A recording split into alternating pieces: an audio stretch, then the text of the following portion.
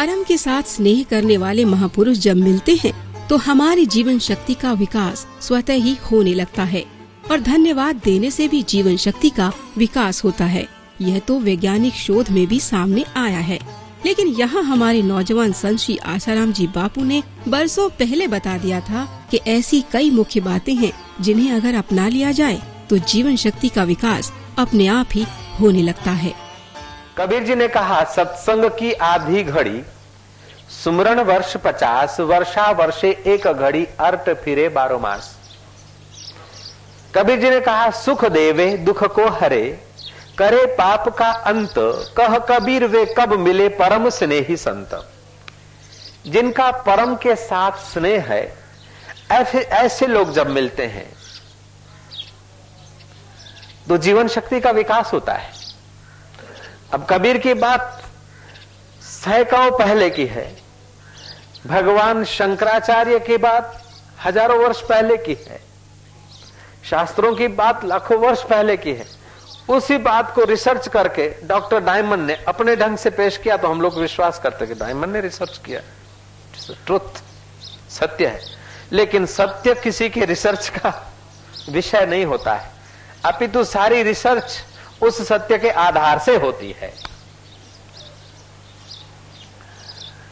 सामाजिक सत्य रिसर्च का विषय हो सकता है, प्राकृतिक रहस्य रिसर्च का विषय हो सकता है, लेकिन सनातन सत्य रिसर्च का विषय नहीं हो सकता है। सारे रिसर्च की जहां एंड आती है वहां से सनातन सत्य का श्री गणेश होता है। तो मत मति के होते हैं, इसलिए मतांतर हो सकते हैं, लेकिन हमारा इष्ट मति नहीं, हमारा इष्ट मत नहीं, लेकिन करोड़ों करोड़ों मतियां और करोड़ों करोड़ों मत जिस सच्चिदानंद घन परमात्मा में प्रकट होकर लीन हो गए, वो इष्ट हमारा राम अपना आत्मा है। ये सनातन सत्य की बात है। इसी को वेद भगवान ने कहा, सत्यम ज्ञानम अनंतम ब्रह्म। वो सत्य स्वरूप है, ज्ञान स्वरूप है। एक मच्छर को कौन सी स्कूल में कॉलेज में शिक्षा दी गई कि यहां पर बैठोगे तो खाना मिलेगा और बाबा जी की दाढ़ी पे बैठना तुम्हारे लिए वाजिब नहीं है। कभी मच्छर मेरी दाढ़ी पे नहीं बैठा, किसी ने सिखाया तो नहीं। जब बैठा तब ललाट पे बैठा, जहां रक्त था वहां बैठा, दाढ़ी पे नहीं बैठा, ऊपर सिर पर भी नहीं बैठा। इतना ज्ञान तो उसमें भी भरा है, चेतना भी है, ज्ञान भी है। अरे बैक्टीरिया में भी ज्ञान है। ये अनुकूल है, हमारे जाति के हैं, और प्रतिकूल वालों से वो फाइट करते हैं बैक्टीरिया।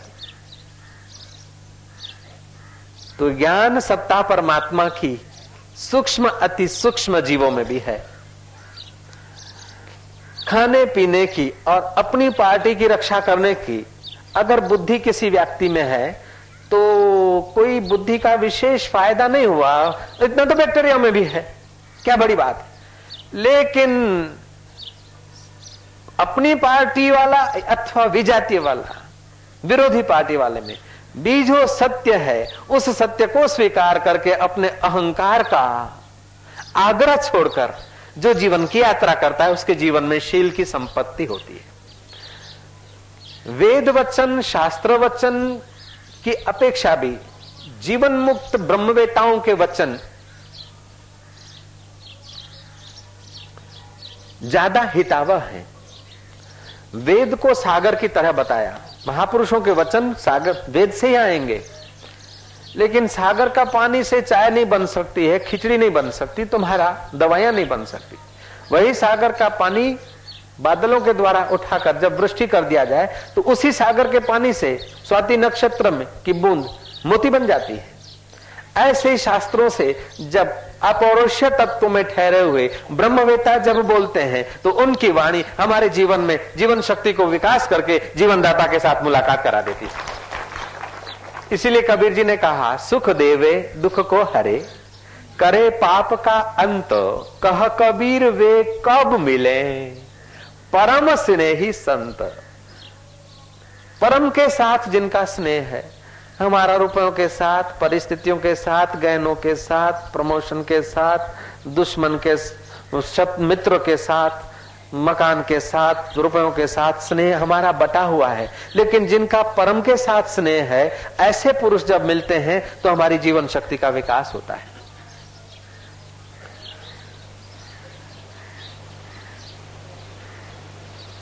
कुछ शब्द ऐसे सुनने से आदमी के चित्त में विश्रांति मिलती है, उल्लास, आनंद। धन्यवाद के विचारों से, धन्यवाद देने से हमारी जीवन शक्ति का विकास होता है। हम ईश्वर को धन्यवाद दें।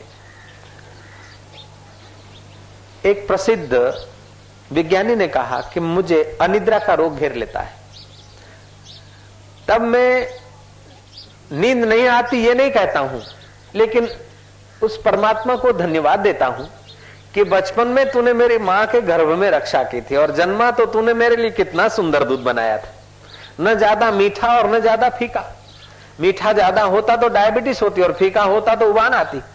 न ज्यादा ठंडा और न ज्यादा गर्म। बोतल का दूध तो एक बार यूज करो, फिर उसे फ्रीज करो, गर्म करो, फिर भी कुछ दिनों में बेकार हो जाता है। लेकिन मां के शरीर में तूने कैसी व्यवस्था की, जब चाहे जितना चाहे पी लिया, बिल्कुल उष्णमान, मिठास आदि पूरा का पूरा। जब चाहे जितना पिया, मुंह घुमा लिया तो शुद्ध का शुद्ध रहा। मां हरी सब्जी खाती, रोटी खाती और श्वेत दूध बना देता है तो उनके तन में। बकरी हरा घास खाती और सफेद दूध बना देता है। तेरी महिमा अपरंपार है प्रभु, तेरी जीवन दाता, तेरी गरिमा का कोई बयान नहीं कर सकता है।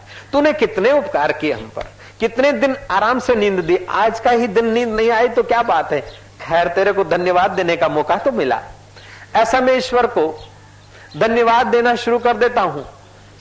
उसके उपकार में पूरे तो क्या गुनूं, कुछ टूटे फूटे उपकार गिनता हूं, उसके पहले वो पूरे नहीं होते और मेरी नींद आ जाती मेरे। तो मानना पड़ेगा कि डॉक्टर नायमन का कहना ठीक है कि धन्यवाद से जीवन शक्ति का विकास होता है। जीवन शक्ति क्षीण होती है, उसीलिए अनिद्रा का रोग होता है। रोग प्रतिकारक शक्ति क्षीण होती है तभी रोग हमला करते हैं। तो जीवन जीने का ढंग श्री कृष्ण जैसे संगीतज्ञ और विश्व में कोई नहीं हुए, और नारद जी जैसे मनोवैज्ञानिक संत मिलना बड़ा मुश्किल। मनोविज्ञान के कॉलेज स्कूल में नहीं गए थे, लेकिन मन को उस जीवन तत्व में विश्रांति दिलाने से मनोवैज्ञानिक योग्यताएं अपने आप विकसित होती है। शंकराचार्य ने कहा चित्त के प्रसाद से सारी योग्यताएं विकसित होती है। श्री कृष्ण ने कहा कि दुनिया के किसी सब साधन को, दुनिया के सब साधनों को मिलाकर एक व्यक्ति की सेवा में लगा दो, वो व्यक्ति पूर्ण निर्दुख नहीं हो पाएगा,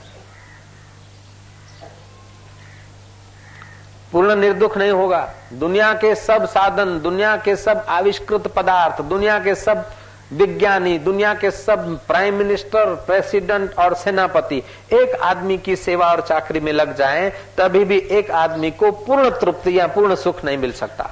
क्योंकि जिसके सिर पर मौत नाच रही है,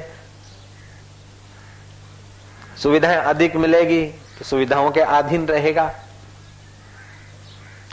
और अधिक सुविधा भोगने से शरीर बीमार हो जाएगा। एक आदमी के सेवा में सारे विश्व के आदमी लग जाएं, फिर भी जब तक उसे पूर्ण तत्व का बोध नहीं, तब तक वो पूर्ण सुखी नहीं हो सकता। सब व्यक्ति मिलकर एक व्यक्ति के सब दुख नहीं मिटा सकते जब तक उसके जीवन में आत्मज्ञान नहीं है। तो ये बात जब समझ में आ जाए तो दुनिया के सब व्यक्ति और दुनिया के सब साधन मिलकर पूरा सुख नहीं दे सकते हैं। दुनिया के सब व्यक्ति और सब साधन मिलकर पूरा दुख नहीं हटा सकते हैं। तो दुख हारी श्री हरि की शरण जाते ही जीव का अहम विलय होने लगता है, दुख दूर होने लगता है। आसान और सही उपाय ये है। सुख स्वरूप श्री हरि का ध्यान और चिंतन और हरि की प्रीति करने से आदमी को आंतरिक सुख आने लगता है। तुलसीदास जी महाराज कहते हैं, निज सुख बिन मन होवई की थीरा। निज के सुख के बिना मन स्थिर नहीं होता, और निज का सुख नितांत नजदीक है।